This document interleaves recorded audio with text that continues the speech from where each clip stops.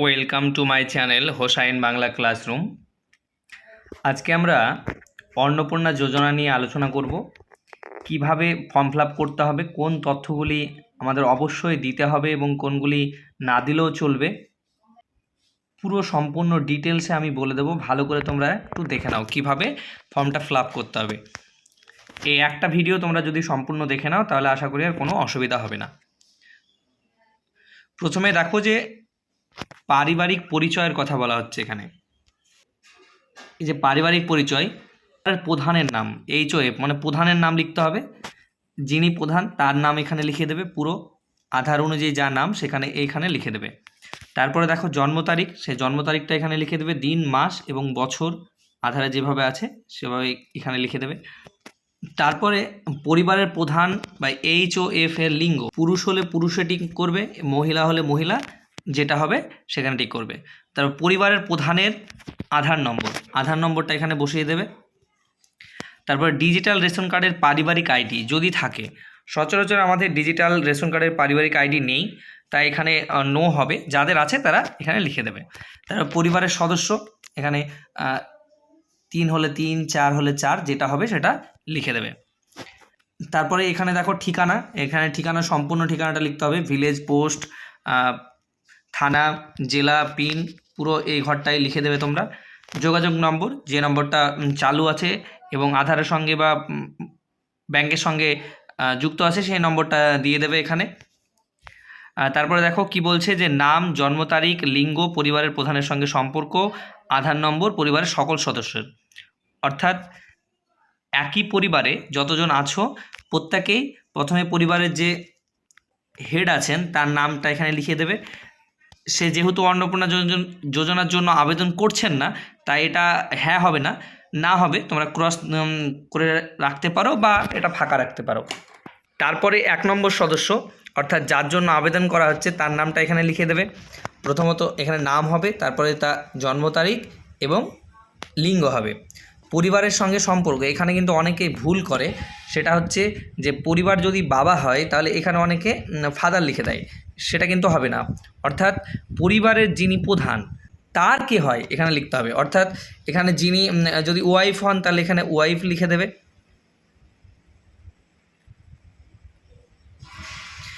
আর অন্য হলে অন্য লিখবে। তারপরে দেখো 2 নম্বর সদস্য অর্থাৎ 2 নম্বর সদস্যের নাম, জন্ম তারিখ এগুলো লিখে দেবে। যদি সে 25 বছর ঊর্ধ্বে হয় তাহলে হ্যাঁ টিক করবে, না হলে ফাঁকায় রেখে দেবে। তারপর এইভাবে 3 নম্বর 4 নম্বর যতজন সদস্য আছে সেই অনুযায়ী প্রত্যেকের নাম, জন্ম তারিখ, লিঙ্গ, পরিবারের সঙ্গে সম্পর্ক, আধার নম্বর লিখে দিতে হবে।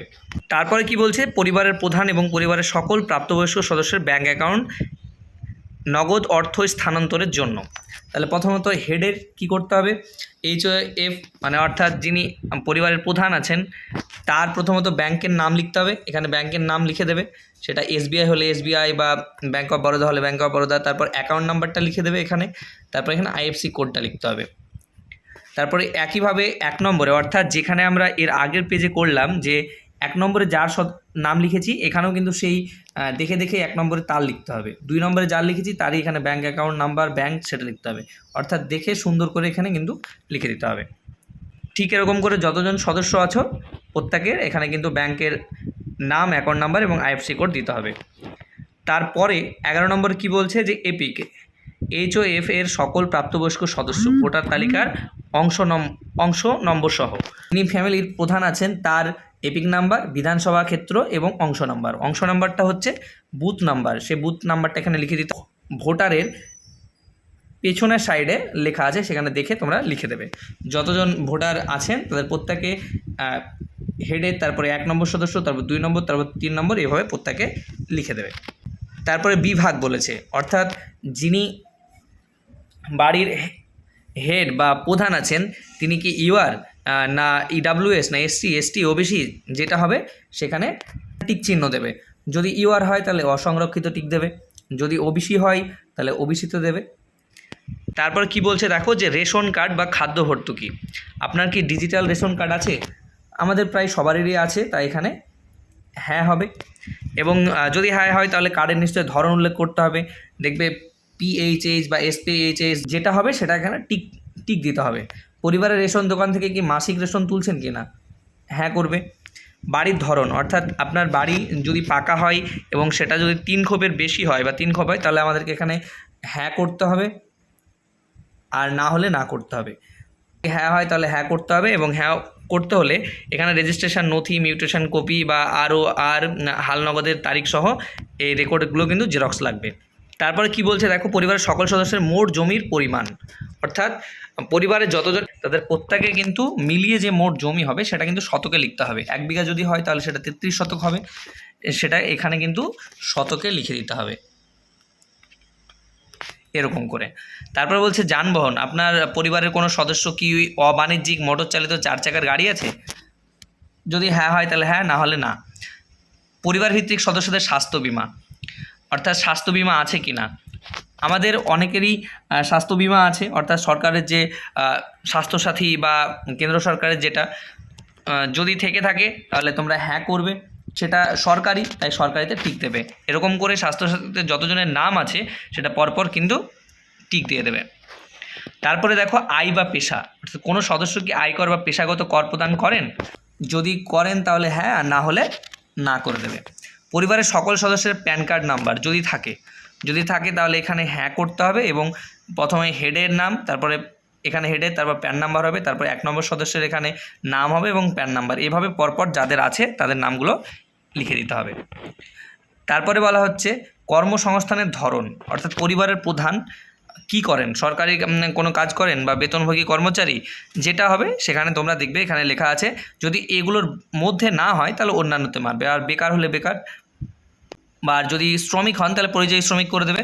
তারপরে দেখো পরিবারের শিক্ষিত প্রাপ্তবয়স্ক সদস্যদের সংখ্যা এবং পরিবারের অশিক্ষিত প্রাপ্তবয়স্কের সংখ্যা, অর্থাৎ দেখা যাচ্ছে পরিবারে যদি 4 জন থাকে তার মধ্যে একজন শিক্ষিত হন, প্রাপ্তবয়স্ক একজন শিক্ষিত, তাহলে শিক্ষিততে 1 হবে, এবং অশিক্ষিত যদি 1 হন তাহলে প্রাপ্তবয়স্ক সেখানেই হবে। বাকি 2 জন প্রাপ্তবয়স্ক না, তাই এখানে 4 জনের লেখার দরকার নেই। যতজন প্রাপ্তবয়স্ক শিক্ষিত এবং অশিক্ষিত তাদের নাম কিন্তু আলাদা আলাদা করে এখানে সংখ্যা উল্লেখ করতে হবে।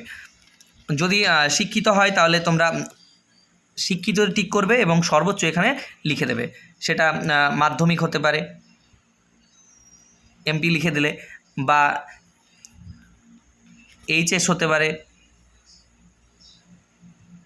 যেটা হবে সেটা এখানে লিখে দিতে হবে। ঠিক এরকম করে প্রত্যেকটা সদস্যর শিক্ষাগত যোগ্যতাটা লিখে দিতে হবে। তারপরে দেখো বলছে কোনো সদস্যকে কোনো সাংবিধানিক পদ, মন্ত্রী, সাংসদ, বিধায়ক, পৌরস্থানীয় বা অন্য কোনো কাজের সঙ্গে যুক্ত ছিলেন বা আছেন। যদি হ্যাঁ হয় তাহলে হ্যাঁ, না হলে তোমরা নাই টিক করবে। কোনো সদস্য কি সরকারি বেতনভোগী, যেটা হবে সেখানে টিক করবে। কোনো সদস্য কি GST নিবন্ধিত আছেন? অধিকাংশ না, তাই না করবে। এবং এরপরে বলা হচ্ছে যে পরিবারের মোট বার্ষিক আয় টাকায়, অর্থাৎ যেটা হবে পরিবারের বার্ষিক আয়, যারা কর্মরত, যারা কাজ করতে পারেন তাদের বার্ষিক আয় বছরে কত টাকা হয় সেটা এখানে লিখে দিতে হবে। সেটা 2 লাখ হতে পারে, 3 লাখ হতে পারে, বা তার নিচে হতে পারে, যেটা হবে এখানে কিন্তু সংখ্যা লিখে দিতে হবে। আমি ধরলাম হয়তো যে 1,80,000, তাহলে এরকম করে 18,000 এভাবে 1,80,000 লিখে দিতে হবে, এই ফাঁকা ঘরে কিন্তু লিখতে হবে। তারপরে বলা হচ্ছে CA আবেদনের বর্তমান অবস্থা যদি থাকে, অর্থাৎ কেউ কি CA-তে আবেদন করেছে, যদি আবেদন করে থাকে তাহলে হ্যাঁ হবে, আর যদি না হয় তাহলে প্রযোজ্য নয়, এখানে টিক মেরে দেবে। এরকম করে প্রতিটি সদস্যর প্রযোজ্য নয়, যদি না হয়ে থাকে তাহলে প্রযোজ্য নয় টিক করে দেবে। তারপরে বলা হচ্ছে যে অন্যান্য কিষাণ ক্রেডিট কার্ড, KCC বা KCC ARD যদি থেকে থাকে তাহলে সেখানে নাম্বারটা দিতে হবে, আর যদি না থেকে থাকে তাহলে এখানে কিছু করার দরকার নেই। তারপরে বলা হচ্ছে সবচাইতে ইম্পর্টেন্ট জায়গা এটা, যে অনেকেই ভাবছিল যে যাদের নাম ডিলিট হয়ে গেছে তারা ফর্ম ফিল আপ করতে পারবে না, তা কিন্তু নয়। যাদের নাম ডিলিট হয়েছে এবং ট্রাইব্যুনালে আপিল করেছেন তারাও কিন্তু আবেদন করতে পারবেন। তাই এখানে বলা হচ্ছে যদি SIR 2026-এর নাম বাদ পড়ে থাকে তবে মামলাটি ট্রাইব্যুনালে বিচারাধীন কিনা। যদি না বিচারাধীন হয়, অর্থাৎ ডিলিট না হয়ে থাকে, তাহলে এখানে আমরা প্রযোজ্য নয় লিখব, আর যদি ডিলিট হয়ে থাকে তাহলে আমরা এখানে হ্যাঁ লিখব। যদি হ্যাঁ লিখি তাহলে মামলার বিবরণটা লিখতে হবে, যে সেটা কি এখন বর্তমানে কি সিচুয়েশানে আছে, সেটা বিচারাধীন আছে না সম্পূর্ণ হয়ে গেছে, সেটা কিন্তু এখানে একটু আমাদেরকে লিখে দিতে হবে বর্ণনাটা। এবং কেউ যদি ট্রাইব্যুনালে আবেদন করে থাকে তাহলে ট্রাইব্যুনালের যে ID বা নম্বরটা আছে সেখানে কিন্তু এখানে লিখে দিলে ভালো হয়, লিখে দেওয়াই উচিত। এরকম করে সদস্য 1, 2 যারা ফ্যামিলিতে আছেন, যাদের ডিলিট হয়েছে, যদি ডিলিট হয়ে থাকে তাহলে হ্যাঁ করতে হবে এবং মামলার বিবরণ বলতে হবে, আর না হলে প্রযোজ্য নয় সেখানে টিক করতে হবে। তারপরে বলা হচ্ছে সামাজিক মর্যাদা এবং নির্ভরশীল ব্যক্তিগণ। কি বলা হচ্ছে, অর্থাৎ কোনো শিশু সদস্য যদি বাড়িতে থেকে থাকে তাহলে শিশুর নাম হবে, এখানে শিশুর নাম হবে, কোন শ্রেণীতে পড়ে এবং কোন বিদ্যালয়ে পড়ে সেটা স্কুলের নাম লিখতে হবে, এবং সেটা সরকারি না বেসরকারি না মাদ্রাসা বা অন্যান্য যদি হয় তাহলে সেখানে কিন্তু টিক দিতে হবে। এরকম করে যতজন শিশু সদস্য আছে তাদের নামগুলো এখানে ইনক্লুড করে দিতে হবে। ঠিক এরকম করে দেখো শিশুদের টিকাকরণের বর্তমান অবস্থা, অর্থাৎ কোনো শিশু যদি টিকা চলছে বা নিয়েছে তাহলে এখানে কিন্তু সেটা উল্লেখ করতে হবে। যদি কোনো শিশুর টিকা শুরু হয়েছে বা চলছে তাহলে এটা করতে হবে সম্পূর্ণ হয়েছে বা শুরু হয়েছে, আর যদি কেউ টিকাকরণ করেনি তাহলে করা হয়নি, এখানে ঠিক দিতে হবে। তারপরে বলা হচ্ছে সরকারি প্রকল্পের আওতায় সুবিধা। আপনি কি কোনো সরকারি প্রকল্পের সুবিধা ডিবিটি এর মাধ্যমে পাচ্ছেন, অর্থাৎ বর্তমানে পাচ্ছেন বা আগে পেতেন এরকম, সেটা রাজ্য সরকারের হতে পারে বা কেন্দ্র সরকারের হতে পারে। যদি হ্যাঁ হয়ে থাকে তাহলে এখানে আপনারা হ্যাঁ করবেন, এবং এখানে বলা আছে যদি হ্যাঁ হয় তবে প্রকল্পের নাম উল্লেখ করুন। তাহলে কোন প্রকল্প আমরা পাচ্ছি, সেটা কৃষক বন্ধু না অন্য কিছু, যেটা হবে সেখানে লিখতে হবে। যেটা হবে 1, 2, 3, 4, 5টা আছে, যেটা হবে সেখানে আমরা এখানে যদি কৃষক বন্ধু হয় তাহলে আমরা এখানে কৃষক বন্ধু লিখে দেবো, বা পিএম কিষাণ হলে পিএম কিষাণ লিখে দেবো। এবং বলছে প্রত্যাহার করতে চান, অর্থাৎ আপনি কি এটা বাদ দিতে চান, আমরা কেউ চাইবো না যে বাদ হোক, তাই আমরা এটা এখানে কিছুই করব না। যদি আমরা হ্যাঁ করে দিই, হ্যাঁ করে দিলে কিন্তু আমরা সেই বেনিফিটটা আর কিন্তু পাবো না, তাই যেটা আপনারা পাচ্ছেন সেটা এখানে শুধু নামটা লিখে দেবেন। ঠিক এরকম করে সদস্য 1, 2 যারা পায় তাদের নাম লিখবেন, না পেলে না করে দেবেন। তারপরে বাদ দেওয়া হলে কারণ অফিসার কর্তৃক পূরণীয়, অর্থাৎ এটা অফিসার করবেন। তারপর ঘোষণা সম্মতি, এই মর্মে আমাদেরকে এখানে যে আমি এই মর্মে ঘোষণা করছি যে উপরে প্রদত্ত তথ্য আমার জ্ঞান ও বিশ্বাস অনুযায়ী সম্মত, অর্থাৎ আমাদের এখানে টিক দিতে হবে। এবং তারপরে এই বিভাগে আমাদেরকে কী করতে হবে, এখানে যিনি আবেদন করছেন তার এখানে সহি জানলে সহি, না হলে টিপ সই দিয়ে দিতে হবে। তারপরে যে প্রয়োজনীয় ডকুমেন্ট সেগুলো এর সঙ্গে জুড়ে দিতে হবে। এবং এই যে শুধুমাত্র সরকারি ব্যবহারের জন্য, এটা অফিসাররাই করবেন। এখানে বেশিরভাগ ICDS যারা কর্মী আছেন তারা তারিখ, স্থান, স্বাক্ষর, নাম, পদ সহ লিখে দিয়ে তারা ভেরিফাই করে দিচ্ছেন, এবং সেটা পঞ্চায়েতে জমা দিতে হচ্ছে। পঞ্চায়েত থেকে সে আবার BDO অফিসে যাচ্ছে এবং সেখান থেকে ভেরিফাই হচ্ছে। সেটা নির্দিষ্ট এলাকা অনুযায়ী বিভিন্ন রকম করে জমা নিচ্ছে বা নেওয়া হচ্ছে। আপনাদের পঞ্চায়েতে যেভাবে বা সরকারি যে নির্দেশ মতো যেভাবে হচ্ছে সেভাবে আপনারা করবেন। মোটামুটি এই আশা করি আপনাদের কোনো সমস্যা হবে না, খুব একটা কঠিন না, সহজেই। কোনো সমস্যা হলে আপনারা কমেন্ট করে জানতে পারেন। সবাই সুস্থ থাকুন, ভালো থাকুন, দেখা হবে পরের ভিডিওতে। ধন্যবাদ।